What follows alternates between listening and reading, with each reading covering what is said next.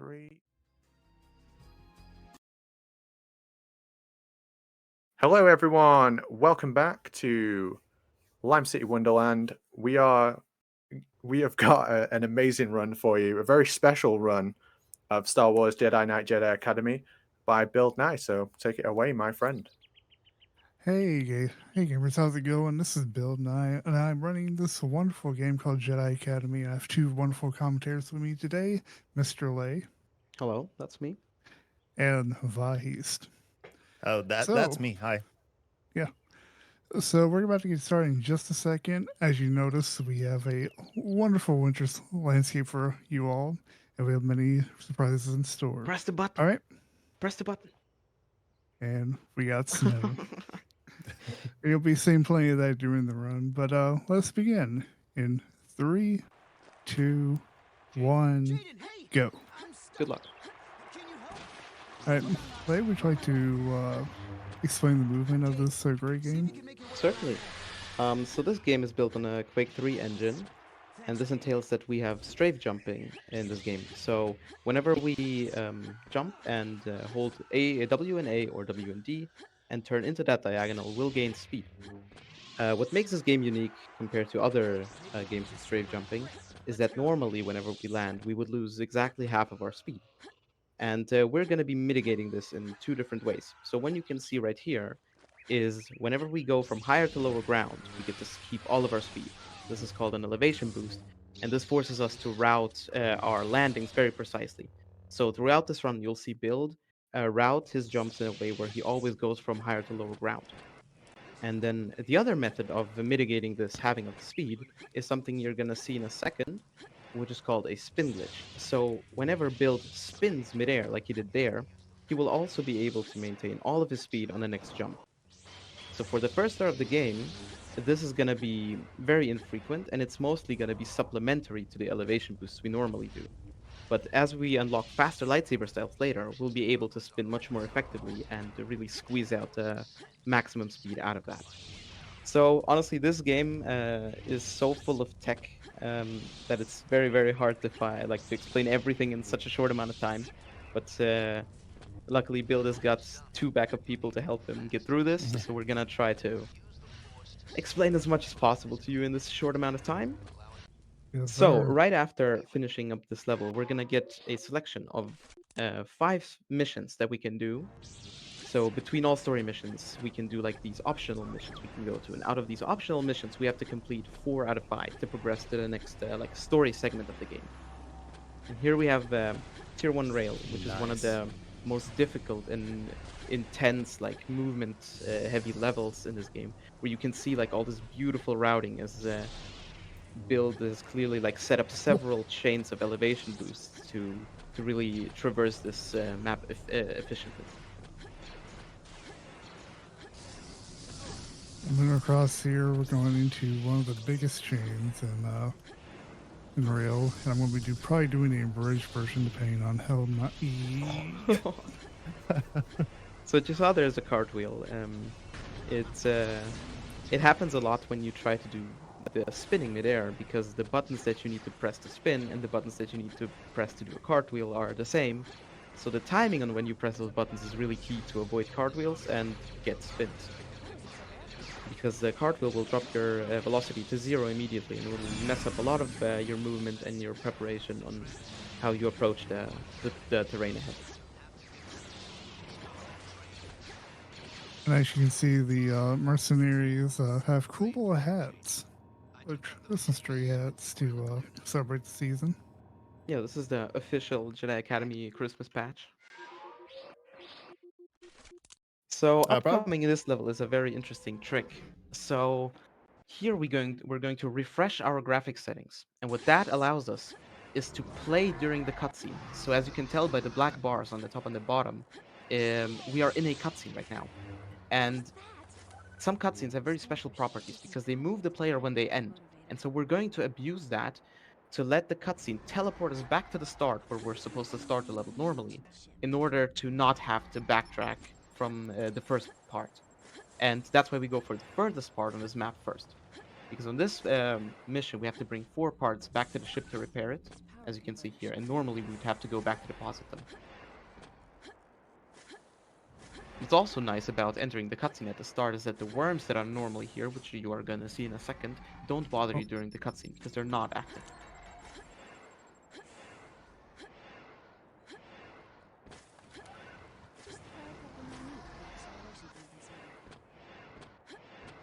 And just finishing up this level, going to put in the third part and go for the last part. And all of us who wish we could get all 4 parts at the same time, just deposit them, but unfortunately, that's not how the game rules. But Yeah, either the way, parts are we really do, heavy. yeah, really heavy. It's like monstrously heavy, and you can only carry one part at a time.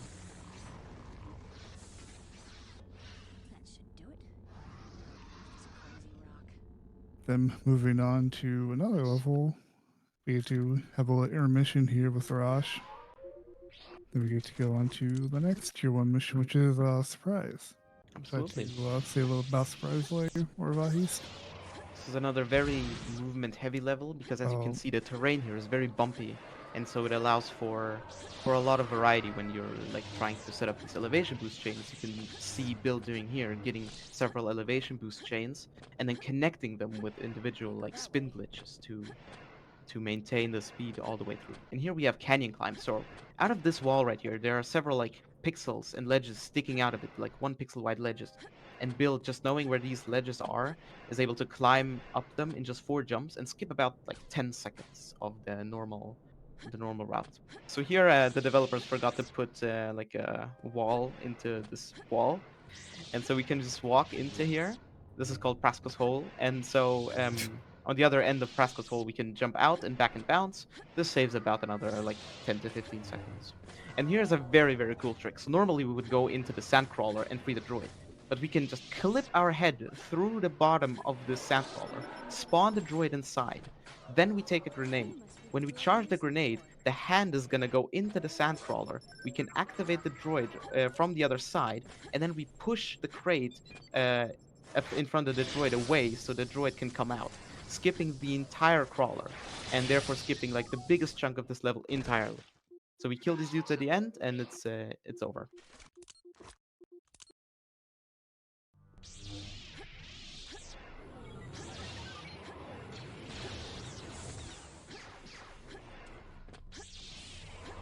So here we have another very technical level. It's not as movement intense as the levels we've seen before, but here's where like a lot of other skills can shine through. Because we don't have these chains, now the runner really has to improvise where to go and how to move efficiently.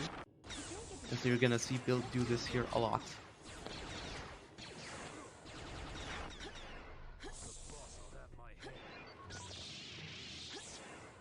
Here's a little Vino boost. Yep. So when we jump into a sloped ceiling, we can actually convert a lot of the upwards momentum that we get from jumping into vertical momentum, into horizontal momentum.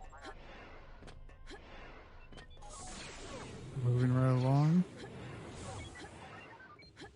into this big old room. Yep. Vahist, got anything to say about Old Sour? Well, Sour doesn't really have any big tricks, I would say, as terms of skips in this route. But the level that's coming up will have, so I'm saving my commentary for that particular level. That's fair enough. So this is the last of the tier missions that we have to do before we move on to the first set of story missions, which are gonna take us to the ice planet of Hoth, which just so happens to already be Christmas themed. So here we're gonna have vehicles for the first time. This is one of the 2 instances of vehicles in this game. Yes, they are reindeers. These are not in the so yeah- original game. What do you mean? Yeah. Like, in this skin. True. So vehicles in this game are ridiculously broken. As you can see, the reindeers can strafe jump just like the player can. And so we can get some Grinch crazy over speeds here. with them. Yes, we get the Grinch Oh, bumper. and So on the coming other up is side- the... Yeah. Sorry, go do you want to take that? No, go Oh, ahead, yeah, go sorry. ahead. So coming up is the reindeer skip, And the reindeer skip, what the Bill's gonna do with this particular reindeer is that he's gonna glitch him by going up this small mountain and then dropping down, which is gonna drop Bill off of the reindeer, and is gonna make the reindeer lose his deceleration value. As you see, he's gonna decelerate at a less rate, and now he's gonna line himself up and then use the boost of the reindeer to make it over a large invisible wall first try. Is it Easy. first try? Wow. It's first try. Nice, nice. And basically skipping the entire level here, the entire indoor section of the level. And we're right at the end here. Very well done. So here we have the indoor like part of Hof. This is another level, Hof 3, which is like the entire like echo base, I think. And no one knows on the off one. Exactly, yeah. Don't ask about 12-1. We don't know where it is. No one knows. And what I did there with lightning is I quick save quick load to buffer the lightning so I can save force. Yep, so in this game, the lightning will go off until you have a certain amount of force left. But if we quick save quick load, we can like cancel the lightning as it's going, and we'll have more force remaining than we would have otherwise. So this level is a little more chill. There's no big skips or tricks. This is more of a like linear kind of level, and the difficulty here is really dodging the enemies, like getting through these narrow hallways, and not losing time, like getting stuck on ceilings or doors, or enemies for that matter. And there's a lot that can happen here at the end.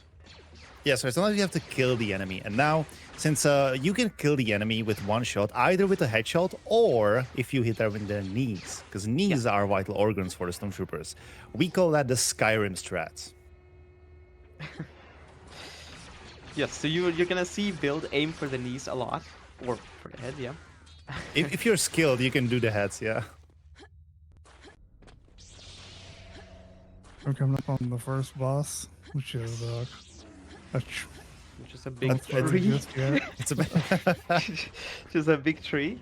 We're gonna be fighting a tree here, and Bill is gonna demonstrate some effective, some efficient hopefully gonna show off some efficient saber combat.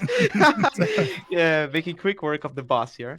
And upcoming is a very, very cool trick. So just watch this. Just watch this. So these bikes, these are the other vehicles, and they're so broken. They have all the mechanics these bikes have are super broken. So Build is gonna launch this bike into the mountain, right?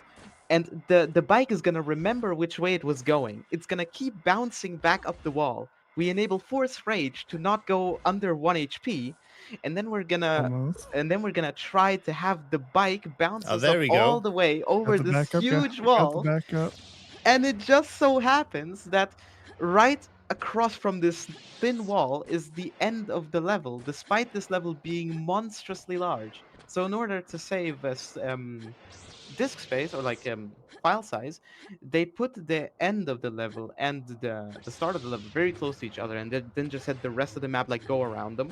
But we can skip all of this with this crazy bike trick by launching us up all the way over there, the only barrier that stands in the way of reaching the end.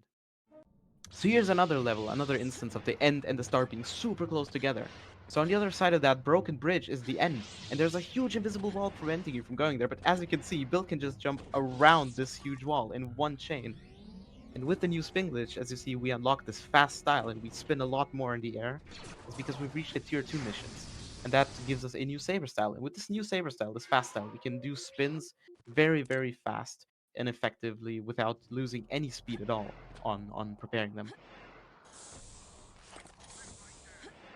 So coming up, I believe, are you going to do the pixel? He is going to do the pixel jump. So this is the pixel jump. It is a very annoying, very precise. Oh, wow. Oh, try. Wow. Nice. That is crazy precise, yeah. So this was the pixel jump. It's jumping off of an invisible pixel on the collider, which allows you to jump on top of that building that is normally really difficult.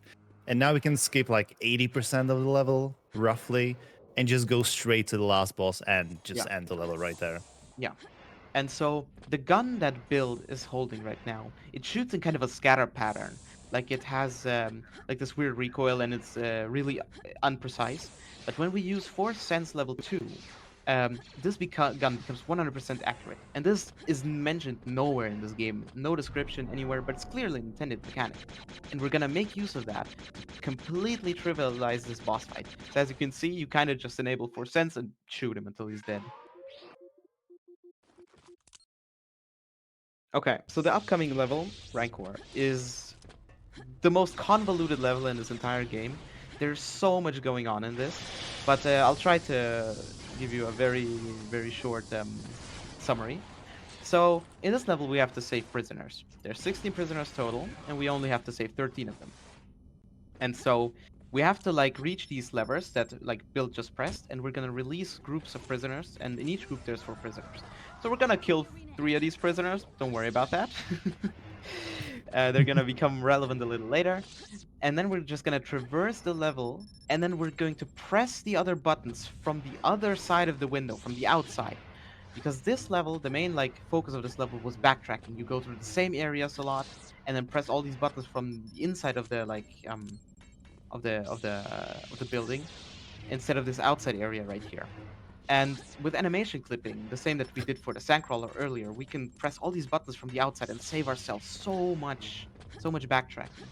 And the order we do these buttons in is a very particular one, because while we free one group of prisoners, another group can already walk closer to the entrance. And so all we have to do here now is clear out this tunnel before too many of the prisoners die. And now we're gonna do a very, very crazy glitch where we kill the last prisoner from the first group. And for a reason too bizarre to explain here. Oh no. Oh no. Oh no. Okay, Oh, so this no. level, yeah, this level is very easy to soft lock. Unlucky. And we Checkpoint. have just done that. Oh. Great. So this gives me some more time to explain this completely mad level. So there are 2 timings at the very start when you can kill the prisoner. One timing allows us to mind trick the Rancor afterwards, and the other timing makes the guys that we kill count as saved instead of killed. And so when you hit hitting both of those timings is super precise, and there's a lot of things that can go horribly wrong in this level. And so earlier there, when Bill killed the 2 prisoners, he hopefully hit either the one timing or both of them. And we're gonna make use of the fact that these prisoners are gonna count as saved. So that we'll have to wait for 3 less prisoners to arrive at the exit tunnel. Also, we have mind tricked the Rancor in the corner around the first button. So when you mind trick the Rancor, he forgets everything, and he will not react to anyone or chase anyone until he sees another target. But since we mind tricked him in a way where he's looking at the wall, there's no target to focus on, so he'll be permanently parked there, and we'll never have to worry about him again. All right, let's try this again. Yeah, second shot. First try. Okay, it's here now. Perfect. Perfect. Good job. Oh, there we go. First try. First Yeah, try. first try. Easy. The elders are on their way to the access tunnel. There are other prisoners here that I need to rescue. Fantastic. And with this level, we are at the end of the Tier 2 mission list, and we're gonna move on to the Tier 2 story missions. That's all of them. Namely, we're gonna move on to Vision 1, which is one of the more movement-heavy levels of Tier 2.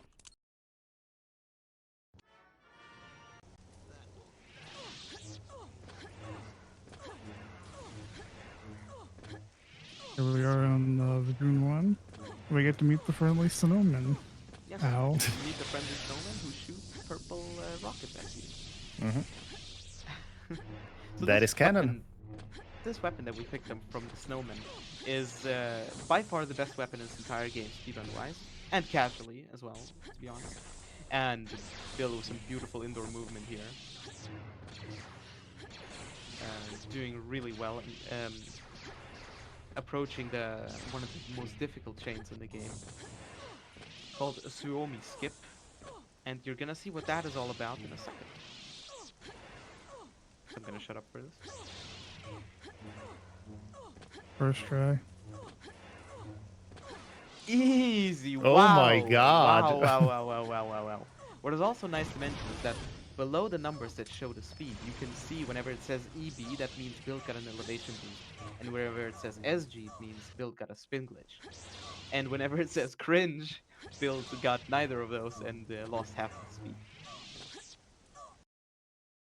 But clearly, build an experienced runner doesn't get those a lot. Of course, of course.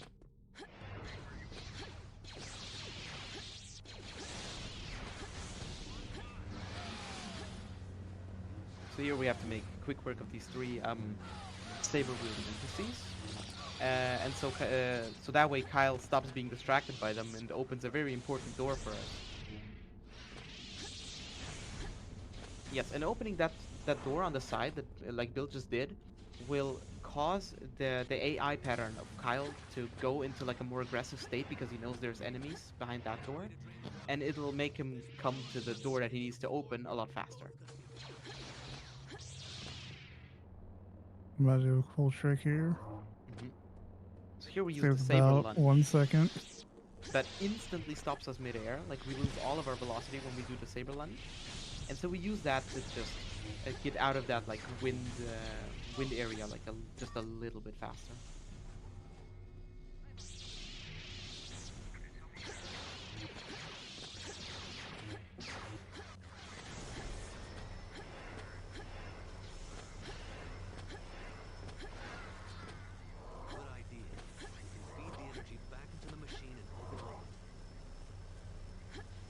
Oh, you're missing the last mirror. Yeah.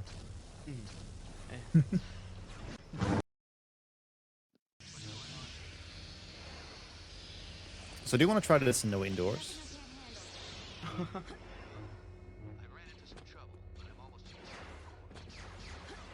This incredibly precise trick. There we go, first try. Yep. A little bit of it going up there. This is another one of those indoor levels where there's not really many skips per se, but there's like a lot of enemies around, and you really have to like you know, find a good way to traverse these narrow spaces, and then in combination with some wider spaces. Upcoming is Yeah, robot room. Oh yeah, you wanna explain robot room? I can, yeah, sure. So this is the droid room. This is supposed to be sort of like a boss battle section where you're supposed to kill 4 waves of enemies before, like, when they spawn. But since we know exactly in which order they spawn, we can use the EMP rifle, since they are droids, to destroy them through their doors before they even get released, and just end that section very quickly. And something we haven't mentioned earlier is that the EMP rifle has a cooldown on its alt fire, and when we do force pull after shooting it once, we get to cancel that cooldown and immediately shoot again, which allows us to like make quick work of all of them. Here we enter the cutscene again for this boss fight, because normally like there's these 2 goons who keep healing Rosh, but we just enter the cutscene and he doesn't move in the cutscene, so we just throw our saber at him and he dies. Oh, and this is one of the most beautiful movement levels in the game, so just watch this. It's mwah. Chef's kiss.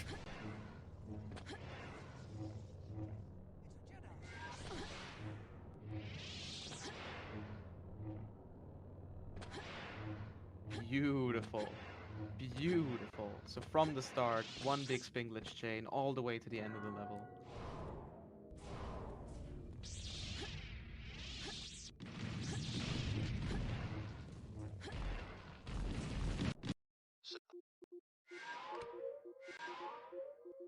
And next we're playing Hevel.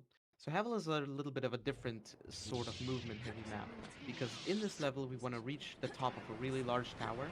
So here the focus shifts a little.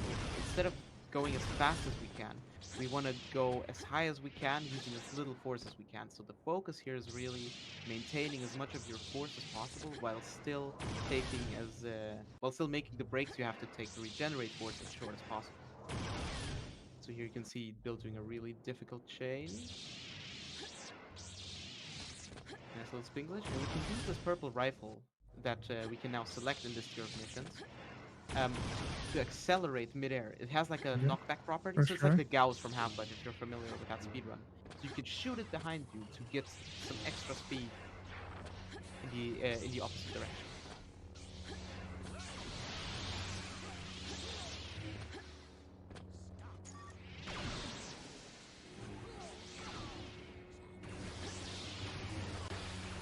They were just setting surprises for this little cloaking device, so the people can't use it anymore. Now we're boarding the Polar Express.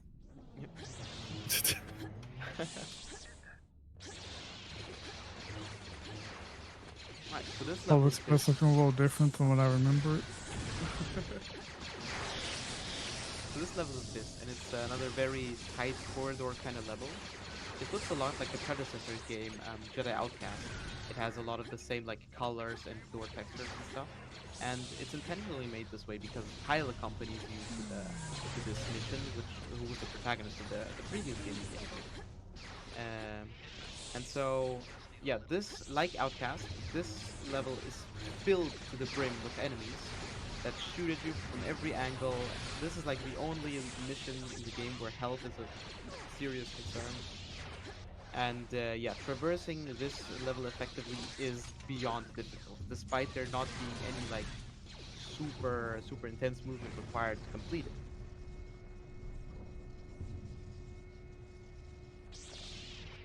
And so once we're up this elevator, there's gonna be some laser turrets, and we'll need to destroy some TIE fighters with those turrets. And depending on how fast you traverse the level, you're always gonna encounter this same like pattern of TIE fighters, like where the TIE fighters are, because they like move on a cycle. And so if you move at a like certain speed through the map, then you can always get to a consistent sort of pattern, and you always kind of know where the TIE fighters are gonna be, so you can make really quick work of them.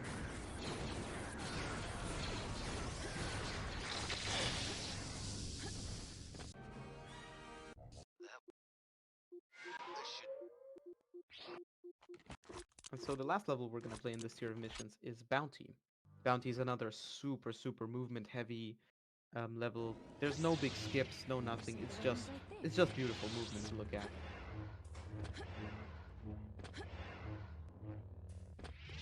And maybe worth mentioning is that on this level you only have one enemy, and it is Boba Fett from the original trilogy. And Boba Fett is invincible. You cannot kill him. He will always regenerate health. And he also randomly cycles between 3 weapons. He has the assault rifle, the sniper rifle, and the rocket launcher. And which, yeah, he takes randomly. And so what Build has to do is activate 6 bombs on this level. And once those 6 bombs are activated, he needs to defeat Boba Fett, because after the 6th bomb, he stops regenerating health. Precisely.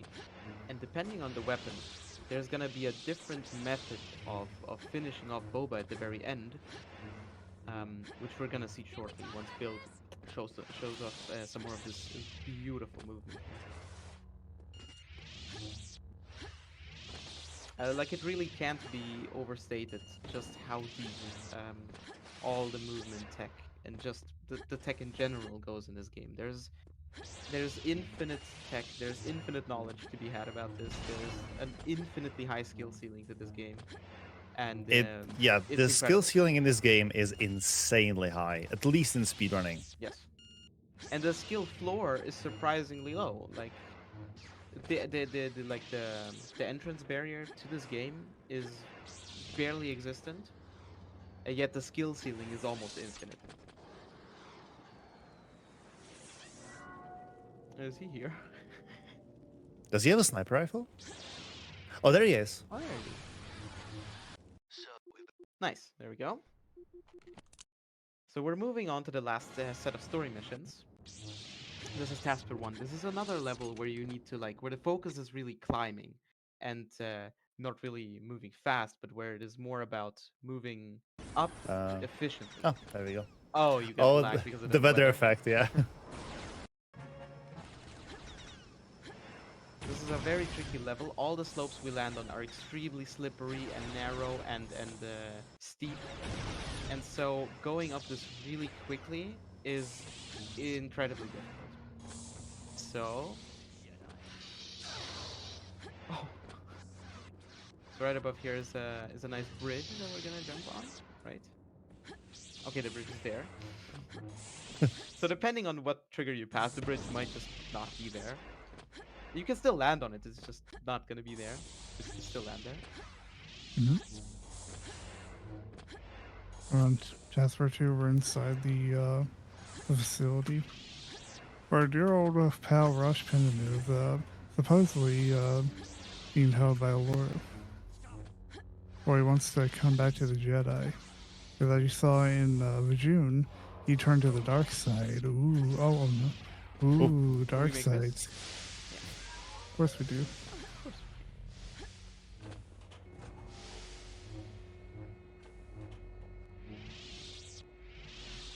And so, yeah, in this next room, there's gonna be a little bit of tricky movement over this conveyor belt of stone blocks, because on this planet they produce stone blocks.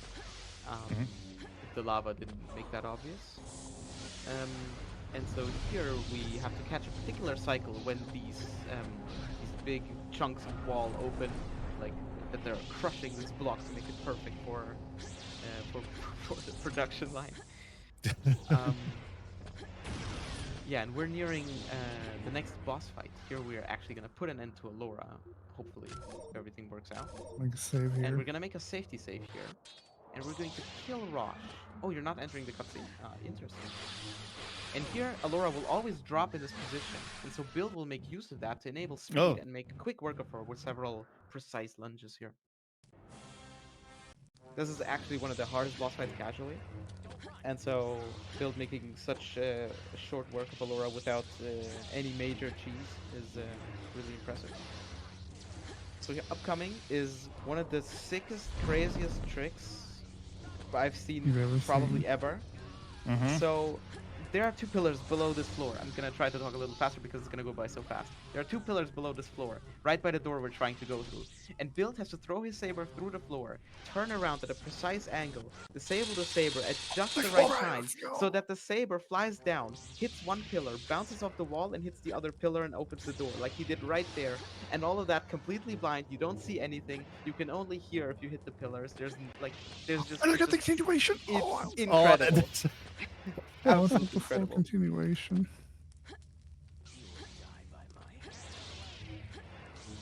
And yes, so the final two boss fights are upcoming. They are right after each other. So here we fight Tavion. Making quick work of her with some swing the heavy style. Oh, And I now got one. here's Kyle. And time. And that's there we time. go. That's time. Great run. That was great. Clean as well. Yeah, that was a super clean run. Nice job, bro. Thank you, thank you.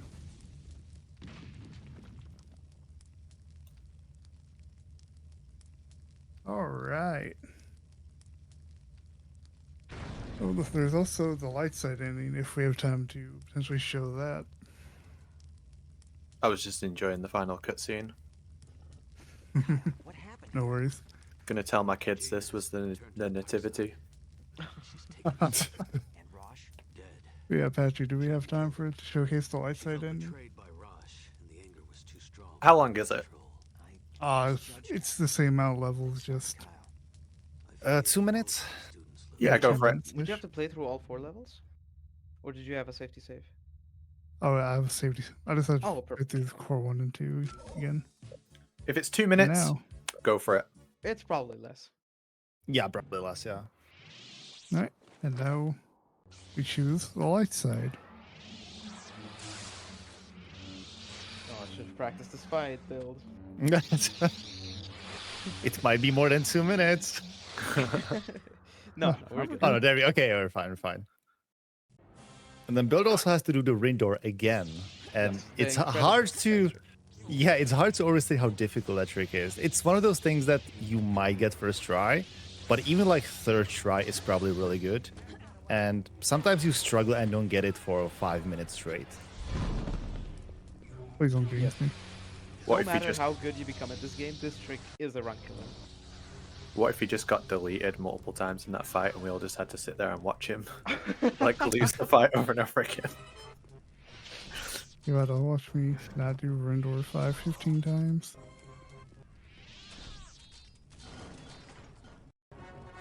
Please, bro. Look down more.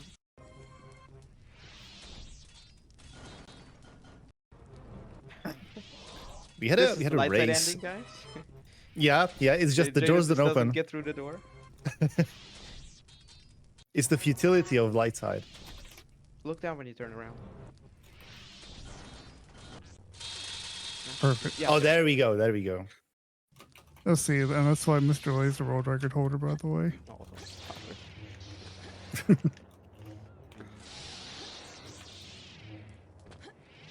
Almost accumulation again. Yeah. Oh, I just realized why you want to show off the light setting. Oh, now I understand now too. Yeah. Get the full experience. Yeah. Yeah. The Christmas. So on the light setting, there's one character that we normally don't get to see on the dark side engine, which is the Sith spirit possessing Taejeon in the second fight. Mark Ragnus.